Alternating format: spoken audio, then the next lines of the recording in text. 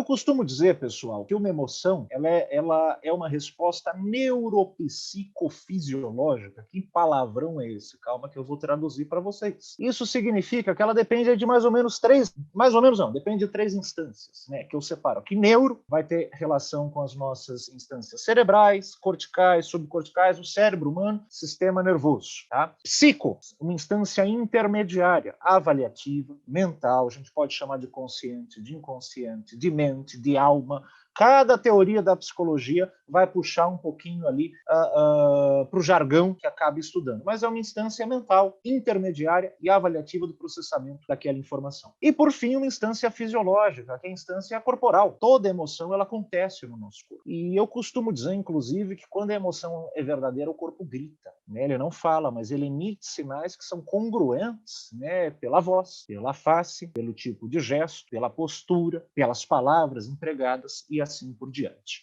A emoção, em outras palavras, é uma espécie de programa do corpo, como se fosse um software, né? Como se o corpo fosse o hardware e a emoção fosse o software, que reage e responde frente ao meio. Então, ela é projetada para lidar ou facilitar a função social ou uma direção. E todas as emoções têm direções, têm funções sociais, de inserção, funções de proteção da espécie, funções de agregação e assim por diante. Elas ocorrem, só que eu acho muito legal, elas ocorrem por pelo menos 3 métodos que a gente utiliza ou que a gente pode vivenciar uma emoção. Quais são esses 3 meios, na verdade?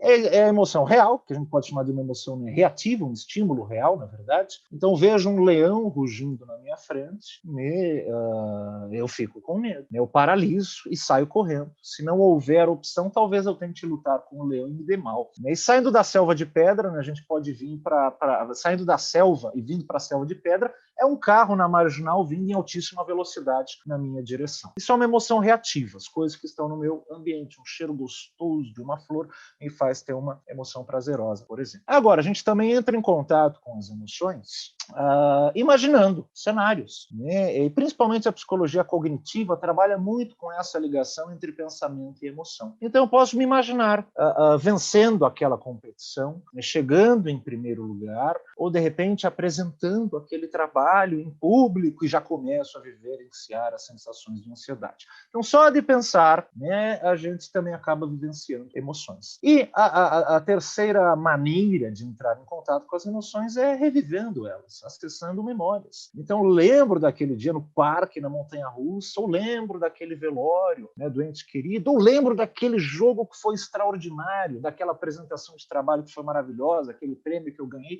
e só de lembrar eu começo a vivenciar as emoções. Então, eu acho isso muito importante da gente ter em vista em um primeiro momento como vias de acesso à emoção. Afinal, o nosso dia ele é cheio de emoções. E a forma como a gente gerencia elas influencia diretamente na nossa qualidade de vida. Para ficar um pouquinho mais claro, as emoções, eu também costumo dizer que elas são rápidas, coordenadas e organizadas, têm sinais confiáveis e funções sociais. Caio, quão rápidas elas são? Duram milésimos de segundos ou no máximo alguns poucos segundos. A emoção é algo extremamente pulsional, intenso, que mobiliza o organismo a fazer uma ação.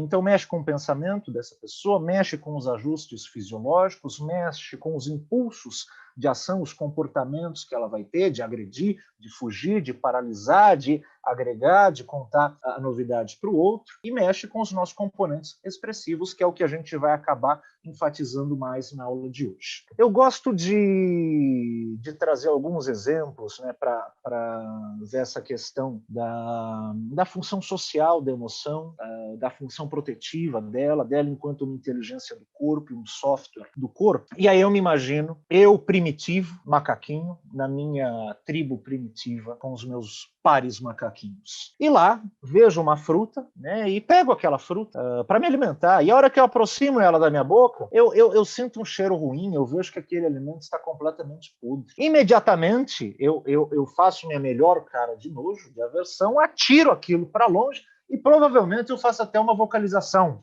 Ao fazer isso, eu não estou apenas me protegendo, mas eu estou comunicando a toda a espécie que eles não devem ingerir aquele tipo de alimento que pode ser tóxico e prejudicial para eles. Dessa forma, eu quero reforçar que não apenas utilizar as emoções, mas ler as emoções dos outros, entender é fundamental para essa nossa convivência com os outros e para a nossa sobrevivência e continuidade enquanto espécie.